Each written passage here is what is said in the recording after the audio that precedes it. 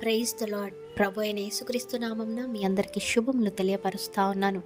ఈ యొక్క వాగ్దానాలచే మీరు ఆదరింపబడినట్లయితే తప్పకుండా ఇతరులకు షేర్ చేయడానికి ప్రయత్నించండి. నీ పరిస్థితులు ఎలా ఉన్నా, అంటే ఒత్తిడిలో ఉన్నప్పటికీ, బాధలో ఉన్నప్పటికీ, ఆర్థిక సమస్యలతో సతమతం అవుతున్నప్పటికీ, కుటుంబ కష్టాల్లో ఉన్నప్పటికీ నీవు అనుకోవచ్చు, నాకు సహాయం చేసేవారు ఎవరూ లేరు, ధైర్యపరిచేవారు ఎవరూ లేరు, ఆదరించేవారు ఎవరూ లేరు, నేను నా కుటుంబము ఒంటరిగానే మిగిలిపోతామేమో, ఇలాగే ఒంటరి జీవితంలో ఉండిపోతామేమో అనేసి చాలామంది కృంగిపోతూ ఉంటారు, బాధపడుతూ ఉంటారు, అధైర్యపడుతూ ఉంటారు, విశ్వాసములో సన్నగిలిపోతూ ఉంటారు.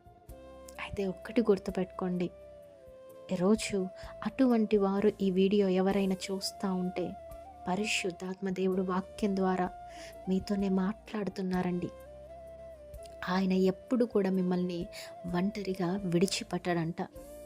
మన పూర్వీకులతో దేవుడు వారి జీవితాలలో ఏ కార్యాలైతే జరిగించారో మీ జీవితంలో దేవుడు అటువంటి కార్యాలు చేయబోతున్నాడు.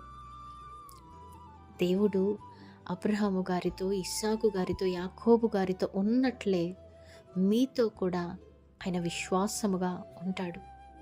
మరి మీరు ఆయన పట్ల విశ్వాసముగా ఉంటున్నారా? ఒక్కసారి మిమ్మల్ని మీరు పరీక్షించుకోండి. ఇంకా చెప్పాలంటే, మీరు బలహీనంగా అనిపించినప్పటికీ దేవుని సన్నిధి మిమ్మల్ని నిలవబెడుతుంది. ఎప్పుడైతే మీ శక్తి మీరు తగ్గిపోయినప్పుడు దేవుని సన్నిధి మిమ్మలను బలపరుస్తుంది, మీకు బలాన్ని చేకూరుస్తుందనేసి నమ్మండి. కనుక నీవెప్పుడు కూడా ఒంటరిగా ఉండవు. దేవుడు నిన్ను విడువడు. నీ జీవితంలో ఆయన కార్యము ఇంకా ముగియలేదు అనేసి గమనించండి. కనుక విశ్వాసంతో దేవునికి మీ ప్రతి కష్ట నష్టాన్ని, మీ ప్రతి బాధలను ఆయన మీద వేయండి. ఆయన తప్పకుండా మిమ్మల్ని ఒంటరిగా వదిలిపెట్టరు.